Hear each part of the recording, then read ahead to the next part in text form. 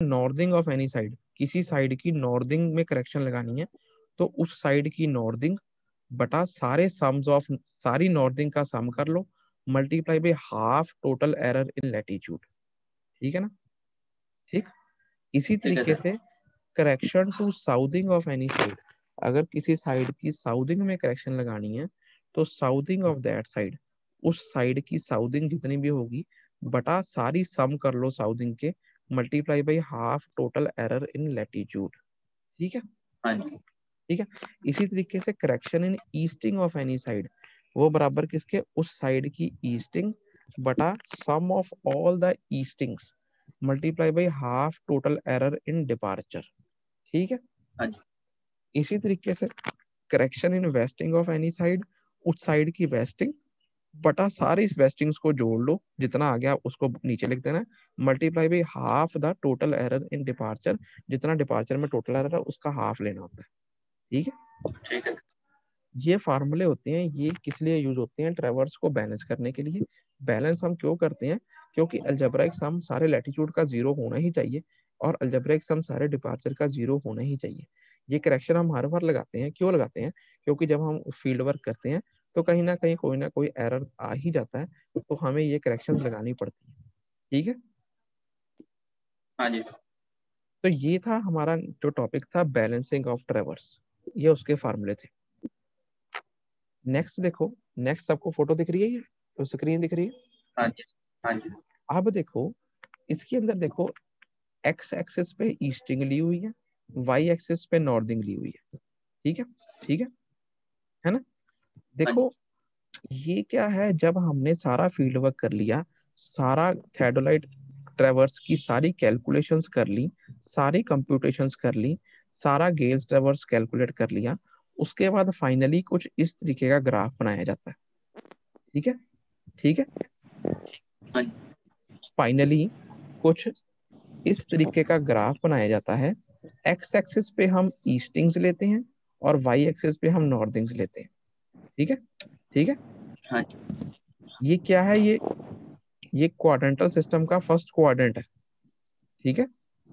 हाँ जी। हाँ जी। ये क्वाड्रेंटल सिस्टम का फर्स्ट क्वाड्रेंट है, ये नॉर्थिंग्स है और ये ईस्टिंग्स है। ठीक है। ठीक। हाँ जब जी। हम जब हम देखो स्टूडेंट, जब हम सारे हमने कैलकुलेशंस कर ली, नॉर्थिंग्स सारे लैटिट्यूड्स निकाल लिए, लैटिट्यूड्स में हमने नॉर्थिंग्स और साउथिंग्स निकाल ली, सारे डिपार्चर निकाल लिए, उसमें हमने सारी ईस्टिंग वेस्टिंग निकाल ली, फिर हमने कल्ले कल्ले लैटिट्यूड में कल्ले कल्ले डिपार्चर में करेक्शंस निकाल ली, है ना? करेक्शंस अभी पीछे पड़ा, बाउडिच रूल या थर्ड रूल या ट्रांजिट रूल, किसी भी रूल से निकाल सकते हैं। फिर उसके बाद वो करेक्शंस हमने अप्लाई भी कर ली, अप्लाई करने के बाद हमने सही वाली नॉर्थिंग्स निकाल ली, साउथिंग्स निकाल ली, ईस्टिंग्स निकाल ली, वेस्टिंग्स निकाल ली। ठीक है। ठीक है हाँ जी सर। जी स्टूडेंट, जब हमने सही वाली सारी नॉर्थिंग साउथिंग ईस्टिंग वेस्टिंग निकाल ली, फिर उन सही वाली लैटिट्यूड डिपार्चर में से हम इंडिपेंडेंट कोऑर्डिनेट्स निकालते हैं। वो गेज ट्रेवर्स टेबल में पता लगेगा न्यूमेरिकल्स में। उससे हम क्या करते हैं, इंडिपेंडेंट कोऑर्डिनेट्स निकालते हैं। ठीक है। इंडिपेंडेंट कोऑर्डिनेट सिर्फ दो होते हैं, एक नॉर्थिंग होती है और एक ईस्टिंग होती है। ठीक है। फाइनली। ठीक है। ठीक है। Okay sir. तो अल्टीमेटली फाइनली हम इंडिपेंडेंट कोऑर्डिनेट्स निकालते हैं, नॉर्थिंग और ईस्टिंग, और इन दोनों को यूज करके हम इस तरीके का ट्रेवर्स प्लॉट करते हैं ग्राफ के ऊपर। ठीक है। ठीक है।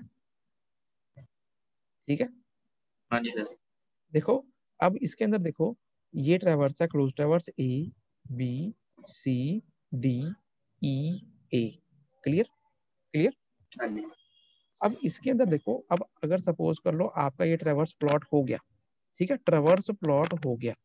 अब जब आपने ए वाला पॉइंट लगाना है ग्राफ के ऊपर, तो आपको x1 डिस्टेंस चाहिए और हाँ y1 जी। और आपको y1 डिस्टेंस चाहिए, है ना? हाँ है जी। ना? ये हम निकाल लेते हैं गेज ट्रेवर्स टेबल से। ऐसे ही आपने बी वाला पॉइंट लगाना है, तो आपको x2 डिस्टेंस चाहिए और y2 चाहिए, है ना? हाँ जी ऐसे सर। ही ऐसे ही अगर हमने सी वाला पॉइंट लगाना है, तो आपको x3 डिस्टेंस चाहिए, पूरा x3 है ये, और y3 डिस्टेंस चाहिए। हाँ जी। ऐसे ही अगर आपने डी वाला पॉइंट लगाना है, आपको x4 डिस्टेंस चाहिए और y4 डिस्टेंस चाहिए। हाँ जी ऐसे ही अगर आपने ई वाला पार्ट लगाना है तो आपको x5 डिस्टेंस चाहिए और y5 डिस्टेंस चाहिए। हाँ जी अब ये सब डिस्टेंस जोन से हम गेज ट्रैवर्स टेबल से निकाल लेते हैं, हमारे पास ग्राफ बन गया ये सबको यूज करके। ठीक है, क्लियर। हाँ अब इस ग्राफ से हम इस फिगर का एरिया निकाल सकते हैं। ठीक है, ठीक है जी। इस ये ट्रैवर्स है एक्चुअली जो हमने ग्राउंड पे बनाया उसको हमने शीट पे बना लिया। अब इस शीट के ऊपर से हम इसका एरिया निकाल सकते हैं। ठीक है, ठीक है। हाँ जी थेडोलाइट ट्रैवर्स में एक्यूरेटली एरिया कैसे निकाला जाता है? Calculation of traverse area. ठीक है, calculation of traverse area from independent coordinates. ये जो लास्ट वाले कोऑर्डिनेट्स होते हैं नॉर्थिंग्स और ईस्टिंग, ये लास्ट होती हैं, ये इंडिपेंडेंट कोऑर्डिनेट्स कहलाते हैं। हमने इंडिपेंडेंट कोऑर्डिनेट से कैसे ट्रैवर्स का एरिया कैलकुलेट करना है। ठीक है, ठीक है, वो हम इसमें पढ़ रहे हैं। ठीक है तो इसको करने के लिए स्टूडेंट देखो क्या करते हैं हम, देखो कोऑर्डिनेट्स आर अरेंज्ड, आपने क्या करना है पहले नॉर्थिंग लिखना है यहाँ पे। ठीक है, ठीक है। हाँ जी और फिर क्या नीचे लिखना है उसके ईस्टिंग लिखना। ठीक है, हाँ ठीक है। जी नॉर्थिंग कौन से हैं? ये वाले डिस्टेंस है। हाँ जी ये वाले डिस्टेंस कौन से हैं? वाई एक्सिस वाले डिस्टेंस है।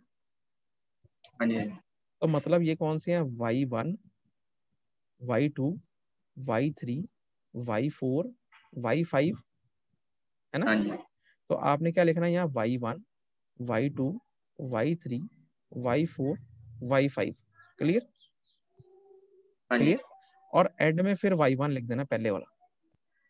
ठीक है सर उसके बाद ईस्टिंग, ईस्टिंग कौन सी है? ये वाली एक्सेस है ना। हाँ जी इस पे सारे x वाले डिस्टेंस है, हाँ जी मतलब x1 इसके ऊपर आ रहा है, x2 हाँ जी भी x2 भी इसके ऊपर आ रहा है, हाँ x3 जी भी 3 भी इसके ऊपर ही आएगा, इसके पैरेलल।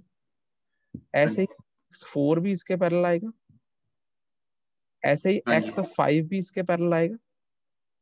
हाँ जी तो आपने ईस्टिंग के आगे सारे वो लिख देने x1, x2, x3, x4, x5 और लास्ट में फिर पहले वाला x1 लिख देना।